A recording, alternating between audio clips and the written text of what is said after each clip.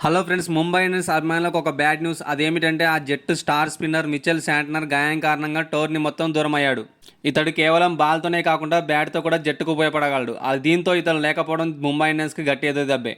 Mumbai Indians ఇతని స్థానంలో కేశవ్ మహారాజ్ని జట్టులోకి తీసుకుంది. నిన్న జరిగిన మ్యాచ్లో ఢిల్లీ క్యాపిటల్స్ వర్సెస్ ఆర్సీబీ మ్యాచ్లో కోహ్లీ 23 పరుగులు చేయగా 11 పరుగుల వద్ద ఐపీఎల్లో 9,000 పరుగులు పూర్తి చేశాడు.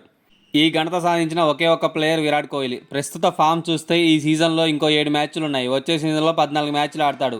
దీంతో వచ్చే సంవత్సరమే 10,000 రన్స్ కంప్లీట్ చేస్తాడు. మరోవైపు ఈరోజు జరిగే ముంబై ఇండియన్స్ వర్సెస్ ఎస్ఆర్హెచ్ మ్యాచ్లో ముంబై ఇండియన్స్ స్క్వాడ్లో పలు మార్పులు జరగబోతున్నాయి. ఓపెనర్ రోహిత్ శర్మ గాయం నుంచి కోలుకొని ఈ మ్యాచ్లో అందుబాటులోకి వస్తున్నాడని సమాచారం. మరోవైపు గాయం కారణంగా దూరమైన శాంటన్ స్థానంలో విల్ జాక్స్ జట్టులోకి రానున్నాడు. ఇతను పలు ఓవర్స్ బౌలింగ్ కూడా వేయగలడు.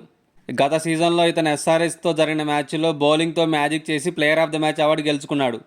రోహిత్ శర్మ వచ్చినా రాకున్నా విల్ జాక్స్ మాత్రం శాంటనర్ స్థానంలో ప్లేయింగ్ 11లో ఉండబోతున్నాడు. ఎస్ఆర్హెచ్ మీద ముంబై ఇండియన్స్కి చాలా మంచి రికార్డు ఉంది. మరి ఎస్ఆర్హెచ్ వర్సెస్ ముంబై ఇండియన్స్ మ్యాచ్లో ఎవరు గెలుస్తారో కామెంట్ చేయండి ఫ్రెండ్స్.